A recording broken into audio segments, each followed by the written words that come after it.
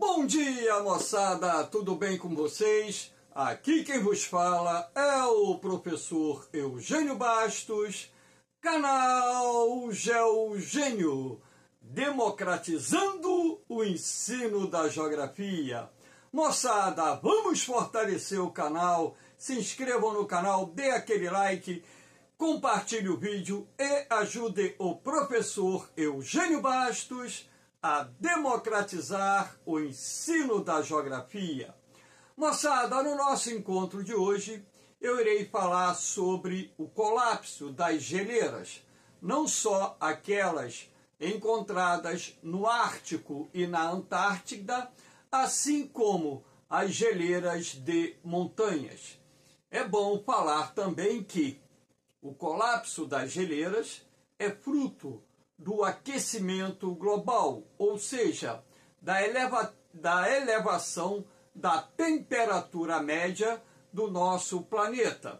Então, na medida em que a Terra passa por mudanças climáticas resultantes da elevação gradual da temperatura do ar atmosférico, que, por sua vez, também irá contribuir para a elevação da temperatura da água do mar, temos como consequências o derretimento das geleiras e a intensificação desse processo de mudança climática que está em curso no nosso planeta.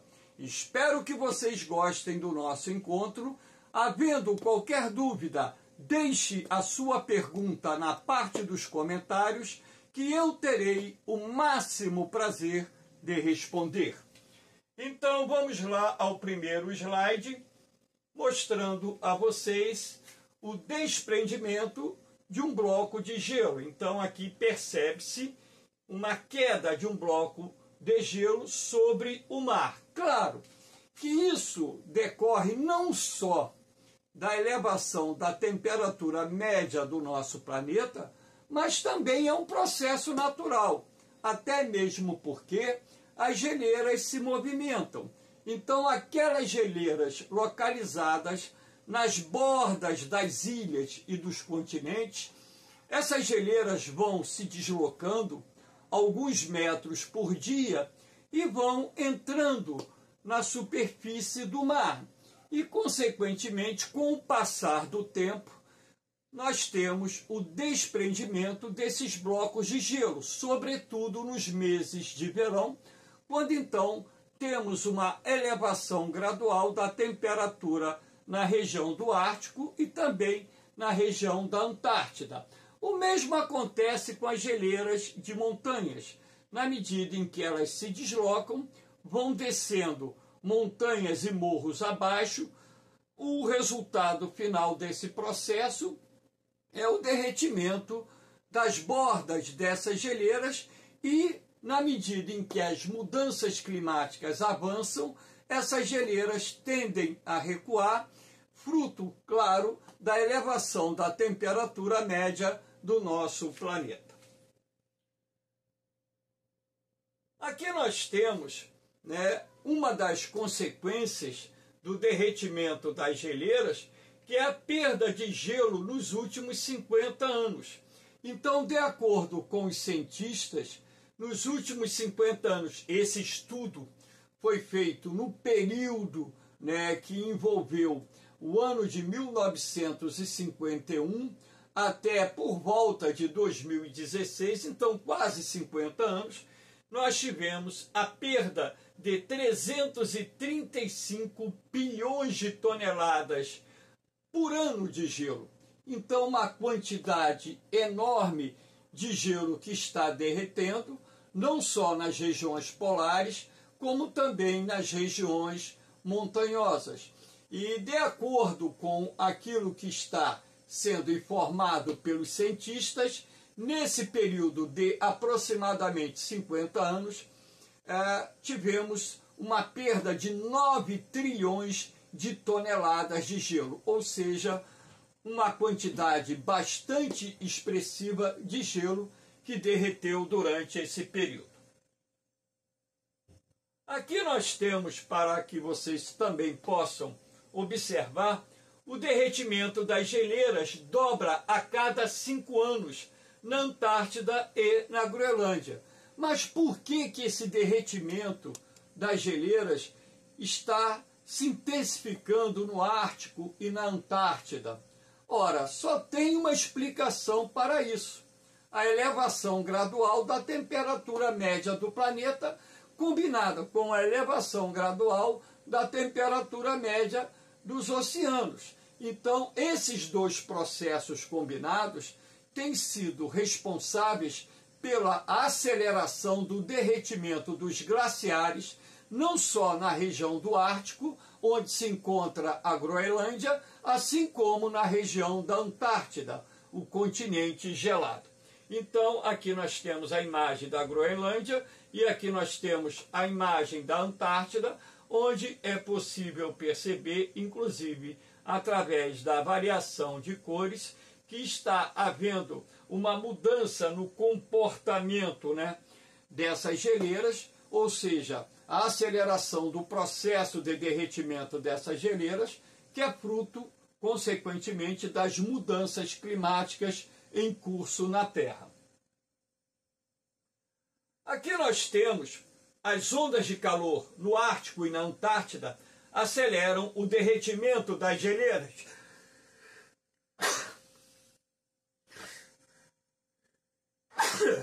Desculpe, é o espirro.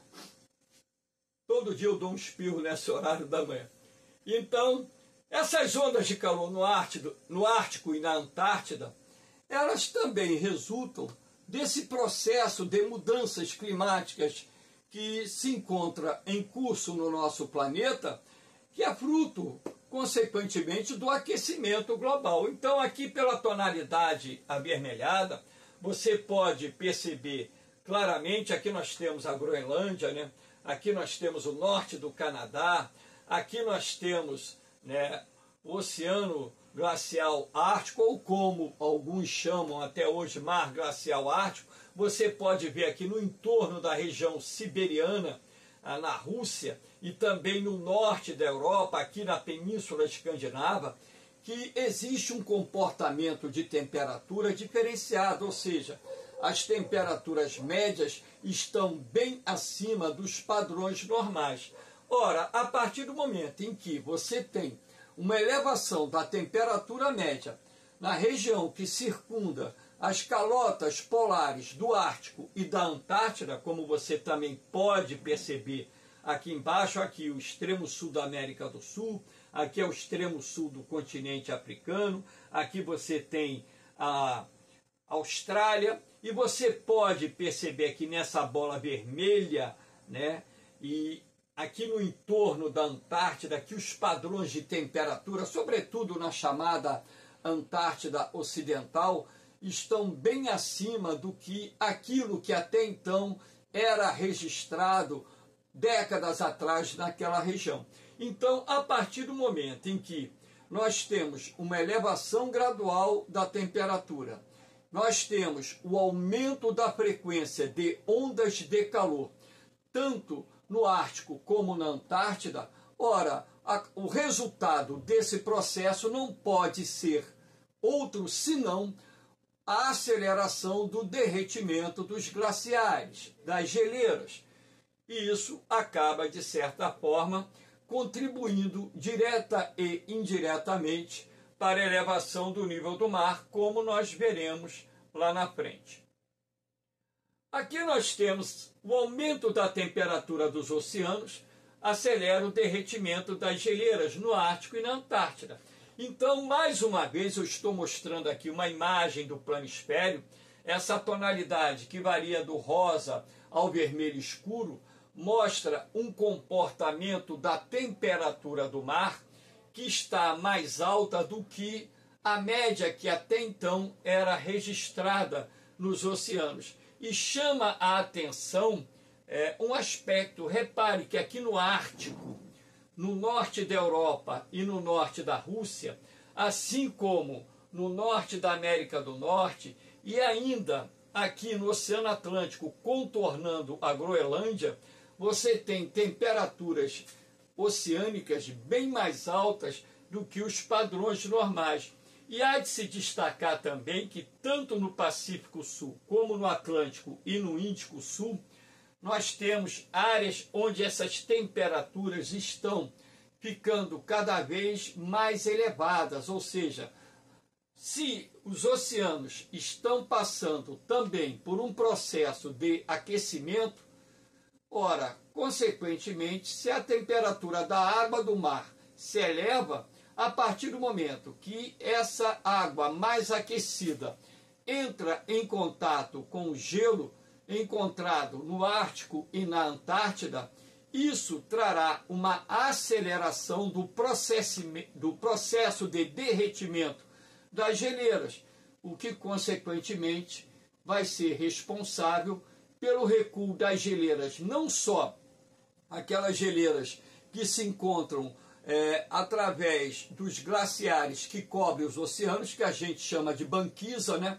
As banquisas, na verdade, constituem aquela camada de gelo superficial que recobre os oceanos no entorno da Antártida e no entorno do Ártico. E nós temos também, né, o aumento, né, desse processo de deslocamento do gelo que se encontra em terras emersas em função do recuo dos glaciares ou das banquisas que recobrem as águas oceânicas. Então, todo esse processo ele acaba se acelerando e o ritmo de derretimento, em função disso, acaba aumentando, trazendo inúmeros impactos ambientais e também promovendo impactos socioeconômicos que estão sendo projetados já para o futuro, quando então nós teremos que enfrentar algumas situações de dificuldades em determinadas regiões do nosso planeta. Aqui nós temos, eu montei esse desenhozinho aqui apenas para que vocês pudessem ter um melhor entendimento a respeito disso. Então eu coloquei aqui a superfície, a crosta, né, da superfície terrestre. Aqui em branco eu botei o glaciar, a geleira. As geleiras se movimentam, claro, né? Isso se deve ao peso do gelo e também à inclinação do terreno. Então as geleiras tendem a se movimentar alguns metros por dia ou dezenas de metros por dia, claro, dependendo da inclinação do terreno. E essas geleiras que se encontram próximas ao litoral, com o passar do tempo, acabam chegando às águas oceânicas. Então, o que está acontecendo? Então, no entorno das ilhas, lá do Ártico, e no entorno da Antártida, que é um continente, você tem aquela camada de gelo circundante que nós chamamos de banquisas. A partir do momento em que a água do oceano ela fica mais quente e essa água mais aquecida ela penetra por baixo aqui das geleiras, ela vai acelerar esse processo de derretimento do gelo e na medida em que esse gelo que se encontra no litoral, na zona costeira, derrete, o processo de deslocamento das geleiras que se encontram nas terras emersas, ou seja, nas ilhas e continentes, tende também a passar por um processo de aceleração. Então, isso acaba gerando um chamado efeito dominó, que tem como consequência final a aceleração do processo de derretimento das geleiras, e essas geleiras que se encontram recobrindo terras emersas, ao derreterem, acabam contribuindo para a elevação gradativa do nível do mar.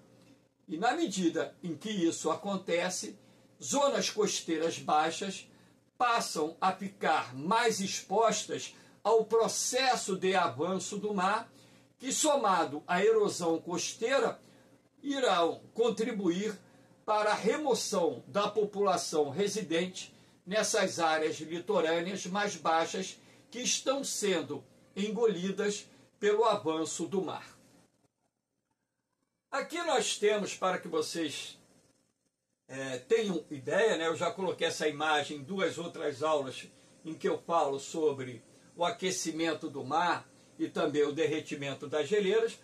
Em fevereiro de 2023, nós tivemos a menor cobertura de gelo marinho sobre a região da Antártida, até então registrada pela ciência moderna. Então, isso se deve, é claro, ao aumento da velocidade do derretimento das geleiras, não só aquele gelo oceânico que está aqui no entorno da Antártida, que desapareceu em boa parte do litoral da Antártida no mês de fevereiro desse ano, assim como, consequentemente, pelo processo que resulta dessas mudanças de temperatura que estão se processando em nosso planeta. O recorde até então registrado tinha sido no dia 28 de fevereiro de 2015. Se você comparar os dois mapas da Antártida, em 28 de fevereiro de 2023 com 28 de fevereiro de 2015, você vai perceber que houve um recuo bastante considerável das geleiras.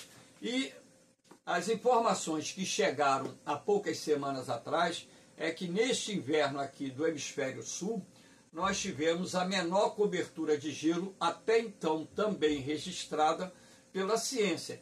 Então pressupõe-se que no próximo verão, que começa em dezembro, dia 21 de dezembro de 2023, se nós estabelecermos um outro mapa no dia 28 de fevereiro de 2024, é bem provável que a cobertura de gelo no entorno da Antártida seja ainda menor do que foi a cobertura de gelo no entorno do continente gelado no dia 28 de fevereiro de 2023.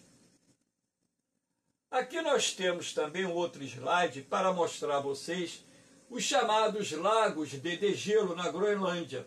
Esses lagos de degelo se formam no verão, isso é comum, nada anormal. Porém, o que está chamando a atenção dos cientistas é a quantidade de lagos de degelo que começaram a se formar nos últimos 20 anos. Então, o número de lagos de degelo tem aumentado substancialmente. Então, essas manchas azuis aqui, que podem ser observadas na imagem, são os lagos de degelo. Ora, esses lagos de degelo não só refletem um processo que está atrelado ao aquecimento global, às mudanças climáticas em curso, assim como, através dessas lanhuras azuis que vocês podem observar, que são fluxos de água superficiais, que em determinados momentos alimentam esses lagos de degelo, em outros momentos esse fluxo de água ele vai abrindo, vamos dizer assim, pequenas fendas nas geleiras que recobrem a região da Groenlândia, e na medida em que essa água penetra no gelo que recobre, ou a plataforma de gelo que recobre a Groenlândia, essa água atinge o nível do solo, o nível da rocha, lubrifica a zona de contato entre a rocha e o gelo, e isso acaba por contribuir para o aumento da velocidade de deslocamento do gelo em direção às terras mais baixas e também em direção às águas do Oceano Atlântico. Então, a formação dos lagos de degelo também irá contribuir para a aceleração desse processo de deslocamento das geleiras e, consequentemente, derretimento das geleiras, porque esse gelo se ingressa no Oceano Atlântico num ritmo mais acelerado. Se as águas do Oceano Atlântico estão mais aquecidas, como consequência, nós podemos, vamos dizer assim, tirar uma conclusão, que todo esse processo ele estará passando por uma aceleração significativa, intensificando o degelo e, infelizmente, trazendo enormes consequências, não só para o meio ambiente, mas também para a sociedade planetária. Aqui nós temos também o recuo das geleiras das montanhas em todos os continentes. Na América do Sul, geleiras na Cordilheira dos Andes estão recuando. Na América do Norte, geleiras, por exemplo, nas montanhas rochosas estão recuando. Na Europa, geleiras dos Alpes estão recuando. A geleira que envolve o vulcão Kilimanjaro na África está diminuindo. As geleiras que recobrem parte da cordilheira do Himalaia estão recuando. Mas por que as geleiras que se encontram em pontos elevados de cadeias de montanhas e também de montanhas muito altas, essas geleiras estão derretendo num ritmo cada vez mais acelerado? Só tem uma explicação para isso: o aumento da temperatura do ar atmosférico. Então, na medida em que o aquecimento global ele tem proporcionado uma elevação gradativa da temperatura do ar atmosférico, essa elevação da temperatura não só contribui para a aceleração do derretimento das geleiras encontradas no Ártico e na Antártida, assim como o derretimento das geleiras que se encontram nas regiões de montanhas. Agora, esse derretimento das geleiras que se encontram nas regiões de montanhas tem um impacto significativo. Por quê?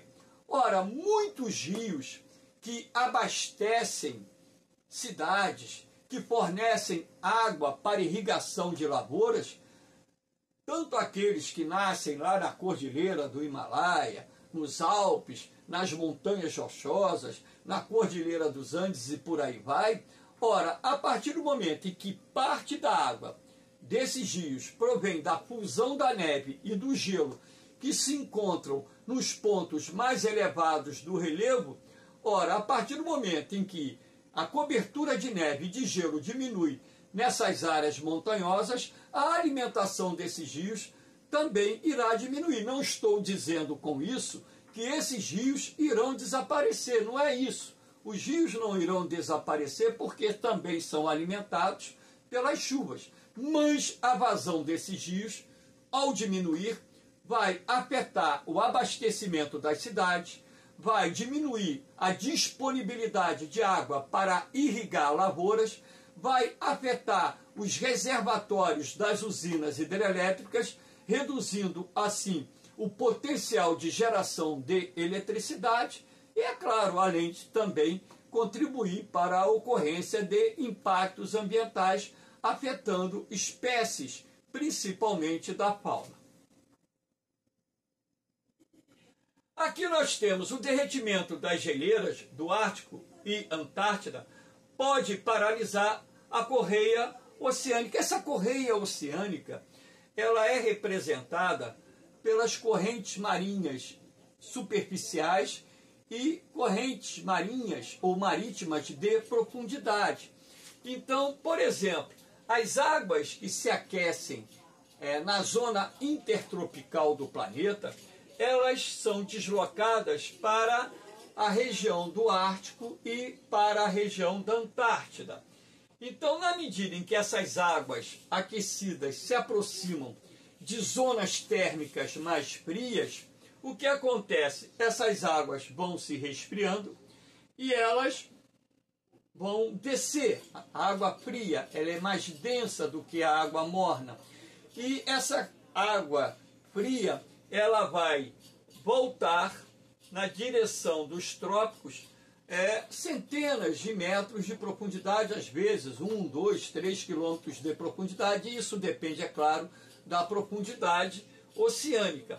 Então, essas águas geladas, elas se deslocam pelo fundo do mar, as águas mornas se deslocam pela superfície, e essa correia oceânica, ela tem um papel fundamental na distribuição do calor em nosso planeta. Por exemplo, essas águas quentes dessa região aqui, que nós chamamos de corrente do Gulf Stream, ou Golfo do México, elas aquecem as águas do Oceano Atlântico no litoral ocidental do continente europeu, impedindo, inclusive, que que o inverno nessa região venha a ser muito rigoroso. Por exemplo, aqui você tem a Groenlândia, cuja área dela está recoberta por gelo em boa parte dessa grande ilha. Cerca de 90% da Groenlândia é coberta por geleiras. Repare que a Noruega está na mesma latitude da Groenlândia. E por que a Noruega e a Suécia não estão recobertas por uma camada espessa de gelo, como se encontra a Groenlândia? Por causa dessas águas mornas da corrente do Golfo, que aquecem a temperatura do ar atmosférico na região ocidental da Europa, impedindo que ali o inverno venha a ser muito rigoroso. Por exemplo, o inverno aqui na Grã-Bretanha é bem mais ameno do que o inverno no Canadá. Agora, no Canadá você tem uma corrente aqui chamada corrente fria do Labrador, que ajuda a resfriar ainda mais o ar atmosférico, fazendo com que o inverno no Canadá venha a ser muito mais rigoroso do que é o inverno no continente europeu. Então, essa correia oceânica ela pode ser paralisada porque, na medida em que o gelo contido na Groenlândia derrete e você tem o ingresso de água fria, água doce gelada, tá entendendo? Ora, a partir do momento em que aumenta a quantidade de água doce gelada superficial aqui em cima, isso pode paralisar a movimentação da correia oceânica, o mesmo acontecendo aqui embaixo com o derretimento do gelo contido na Antártida. A partir do momento em que essa correia oceânica passe a se movimentar mais lentamente ou sofra um processo de paralisação, nós teremos como consequências mudanças climáticas em escala planetária. Isso poderia induzir, inclusive, o planeta a uma nova era glacial. Ou seja, as geleiras avançarem pela Ásia e pela Europa, as geleiras avançarem pela América do Norte e o nosso planeta ser induzido a uma nova era glacial. A região intertropical do planeta ficaria mais quente, a Amazônia passaria, de acordo com os cientistas, por um processo de savanização. Então a floresta tropical, a floresta equatorial amazônica, ela iria se transformar, boa parte, claro, não acredito que toda ela, mas boa parte numa grande savana, isso também trazendo impactos ao meio ambiente, a toda uma cadeia alimentar em escala planetária e afetando também a civilização humana no nosso planeta, até mesmo porque as mudanças climáticas elas têm impacto no setor agrário, na agricultura, na pecuária. As mudanças climáticas não se restringem somente como geradoras de consequências que afetem o meio ambiente da flora e da fauna, mas também afeta um conjunto de atividades produtivas que irão gerar, consequentemente, prejuízos enormes para vários países do mundo. Aqui nós temos o derretimento do permafrost. O permafrost é um solo que permanece congelado na região que circunda ali a região do Ártico, né? Norte do Canadá, Groenlândia, região siberiana, Finlândia, norte da Noruega, norte da Suécia, enfim.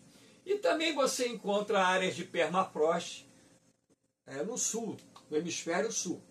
Só que, mais precisamente, em algumas áreas da Patagônia, em algumas áreas no entorno ali da Antártida, não se sabe tanto sobre a quantidade de permafrost, mas deve ser muito grande, porque a Antártida é um continente, né? Então, aqui você tem, para que vocês possam observar, aqui é um recorte do terreno, aqui é o solo, e recoberto pela tundra, e aqui você tem o gelo, esse solo congelado. Qual é o problema do derretimento do permafrost? Ora, a partir do momento em que o permafrost derrete, nós temos a acomodação do terreno. Se existem construções sobre esse terreno, essas construções podem desabar, como estão desabando em várias partes do mundo. E o pior de tudo está aqui na quantidade de metano que é encontrado no permafrost. Então, os cientistas dizem que esse metano que é encontrado no permafrost é uma bomba relógio que vai potencializar o processo de aquecimento global em nosso planeta. Lembrando que o metano tem uma capacidade muito maior do que a capacidade do CO2 em reter a radiação infravermelha na atmosfera. Então, se nós aumentarmos a concentração de gás metano na atmosfera, nós estaremos contribuindo para a intensificação do processo do efeito estufa, que traz como consequência a aceleração do aquecimento global, a elevação mais rápida da temperatura média do nosso planeta, trazendo consigo inúmeras consequências, não só para o meio ambiente, assim como para a sociedade. Aqui nós temos como ficaria o mundo se todas as geleiras derretessem. Então, bastante curioso, né? Você percebe aqui América do Norte, aqui nós temos o continente europeu, aqui nós temos o continente asiático, América do Sul. Repare, né? O mar chegaria ali naquela região de Manaus. Aqui na Bacia Platina, na Bacia do Paraná, o mar iria adentrar, se aproximando lá da região do Pantanal Mato-Grossense. Repare que a África não teria tanta área assim inundada, mas aqui na porção leste, a área mais impactada. Repare que aqui na Austrália, né, teríamos a formação de um gigantesco lago no interior do continente. Então, uma projeção das mudanças que ocorreriam nos contornos dos continentes e ilhas, motivadas pela elevação gradual do nível do mar. Aqui nós temos como ficaria ou ficará o mundo se todo o gelo da Antártida e do Ártico derreter. Então aqui em vermelho são as áreas localizadas nos contornos dos continentes, né, que seriam afetadas drasticamente pela elevação do nível do mar. Então aqui também nós temos uma visão agora da Terra como um todo, na abertura do planisfério, como ficariam os contornos dos continentes com a elevação do nível do mar, motivada pelo desaparecimento das geleiras contidas em nosso planeta. Aqui nós temos o aumento do nível do mar ameaça centenas de milhões de pessoas no mundo. Então, são mais de 300 milhões de pessoas que vivem em áreas de risco. São centenas de milhões, né? Então, nós estamos verificando, né, um padrão em todos os continentes, em vários pontos, está sendo observado o avanço do nível do mar. Então, esse avanço do nível do mar, aqui nós temos algumas imagens que comprovam, são imagens aqui localizadas no território brasileiro, que comprovam esse avanço do nível do mar. Esse avanço do nível do mar é fruto não só da elevação gradativa do nível do mar, assim como, claro, né, a gente tem que levar em consideração a erosão costeira, porque a erosão costeira também contribui para a aceleração desse processo de recuo da linha da costa. E há, em alguns casos também, onde esse processo está em curso, o represamento dos rios. Aí, de repente, você me perguntaria assim, mas, professor Eugênio, o que tem a ver o represamento dos rios nessa questão do avanço do mar? Ora, a partir do momento em que você constrói usinas hidrelétricas, você constrói açudes, que são barragens destinadas ao armazenamento da água em regiões dominadas por climas semiáridos, por exemplo. Ora, esses rios deixam de lançar no mar milhões de toneladas de sedimentos. E esses sedimentos, eles vão sendo distribuídos pela zona costeira, próxima à desembocadura dos rios, pelas correntes marinhas e pelas ondas. Então, a partir do momento em que reduz a quantidade de sedimentos que os rios transportam e depositam na zona costeira, isso direta e indiretamente irá contribuir para também o avanço do nível do mar, o avanço do mar, nível do mar. Então, não é só o derretimento das geleiras que tem provocado, né, o avanço do mar nas zonas costeiras, mas também o represamento dos rios é um fator que a gente tem que levar em consideração como sendo um dos fatores responsáveis por esse processo. E, infelizmente, existem milhões de pessoas que nos próximos 100 anos terão que abandonar zonas costeiras em função do avanço do mar, ou os governos terão que construir diques para conter esse avanço do mar com sistemas de bombeamento para a retirada da água, para que as pessoas possam continuar habitando essas áreas. Só que isso tudo vai ter um custo bastante significativo. Aqui nós temos a imagem das Ilhas Maldivas, né? Aqui é a ilha principal, né? A Ilha Maldiva tem o seu ponto culminante, ela fica lá no Oceano Índico, 3 metros acima do nível do mar. Então, a partir do momento que o nível do mar está subindo, é bem provável, né, que nas próximas décadas, até o final, de repente, desse século, boa parte dessas ilhas desapareçam. Agora, existe um projeto interessante que está sendo colocado em curso lá, a criação de cidades flutuantes, né? Seria a alternativa para manter aquela população nessa área. Agora, aqui vivem alguns milhares de pessoas, né? Enfim, tudo isso terá um custo muito grande. Além das Ilhas Maldivas, você tem o arquipélago de Tuvalu e tantas outras ilhas que têm uma altitude muito baixa, muito próxima do nível do mar, que provavelmente, certamente irão desaparecer em função da elevação do nível das águas do mar. Aqui nós temos o derretimento das geleiras ameaça várias espécies da fauna. Aqui tem a imagem do urso polar com seu filhote. Não é só o urso polar, né? Você tem lá na Antártida a questão do pinguim, tantas outras espécies que envolvem também aves que habitam essa região. Enfim, uma grande quantidade de animais adaptados ao clima subpolar e também, em alguns casos, ao clima polar, irão desaparecer com as mudanças climáticas em curso, com o desaparecimento progressivo das geleiras. Então, essa aula teve por objetivo mostrar a vocês que existe um padrão, e esse padrão não pode ser questionado, não tem como ser questionado, porque os dados científicos procedentes de vários institutos, de vários centros de pesquisas, envolvendo os mais renomados cientistas do mundo, não só aqueles vinculados às mudanças climáticas em curso no planeta. Então, esses dados científicos mostram que existe um padrão.